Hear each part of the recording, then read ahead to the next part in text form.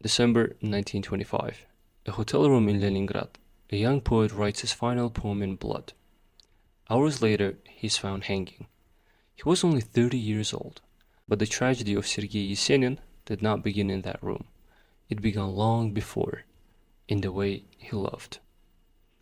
Sergei Yesenin was born in 1895 in a small village in rural Russia. He grew up surrounded by fields, wooden churches, folklore, and peasant traditions. Nature wasn't just scenery in his poetry, it was his identity. When he arrived in Moscow and later Petrograd, he was different from the urban intellectuals.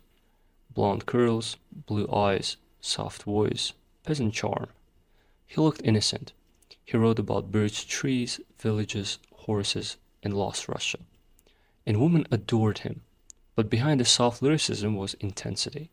Yesenin didn't just fall in love, he collapsed into it. Yesenin married young. His first wife, Zinaida, believed in him before fame fully arrived. They had children together, but stability suffocated him.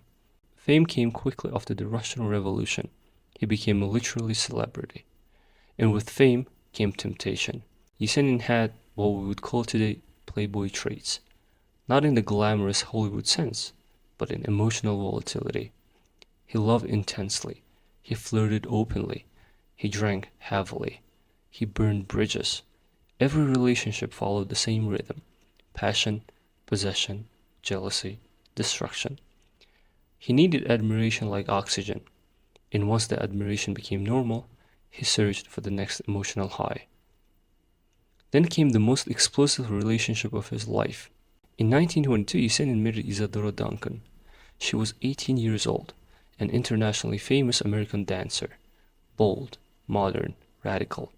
He barely spoke English, she barely spoke Russian.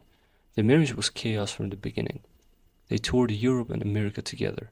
He felt alienated abroad, he drank more heavily, public scandals followed. Hotel fights, police incidents, explosive jealousy. The Russian press loved it, the international press loved it even more, but emotionally, Yesenin was unraveling. The marriage lasted less than 2 years. When it ended, he returned to Russia, more unstable than before. It's easy to label Yesenin a womanizer.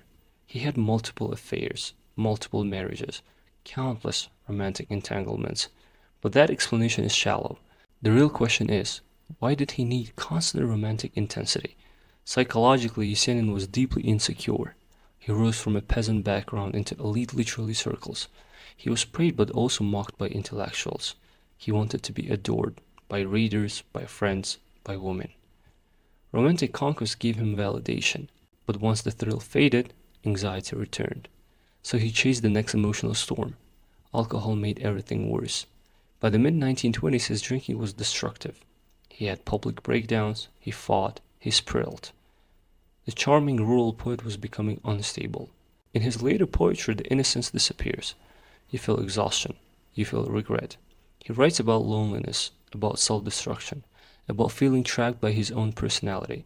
He once described himself as both angel and hooligan, and that contradiction defined him.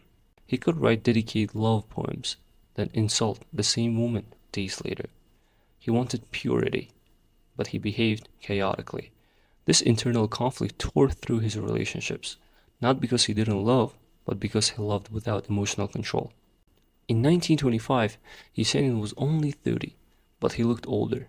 His mental health was deteriorating. There were rumors of surveillance, political pressure, paranoia.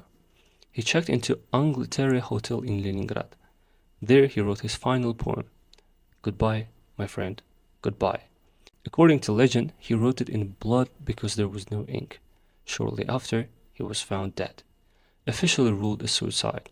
Some still debate it, but regardless of how he died, his emotional life had already been burning out. Sergei Yesenin wasn't destroyed by women. He wasn't destroyed by fame alone. He was destroyed by intensity without stability. He lived like his poetry, impulsive, emotional, romantic, self-dramatizing. He chased passion the way others chase peace, and in doing so, he never learned how to remain still. Today, Yesenin remains one of Russia's most beloved poets. School children memorize his verses. Villages preserve his image as the golden peasant poet. But behind the nostalgia is a more complex man, a man who loved deeply but never calmly, a man who wanted devotion but feared permanence. Sergei Yesenin was not a simply playboy, he was a romantic extremist. And sometimes the people who love the hardest are the ones who survive it the least.